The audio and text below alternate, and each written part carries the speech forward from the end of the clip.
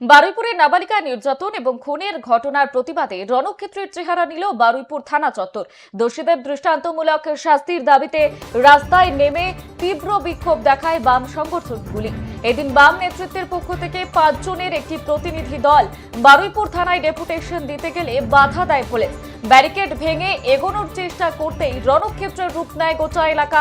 পুলিশের সঙ্গে বাম কর্মীদের তুমুল ধস্তাধস্তি শুরু হয়।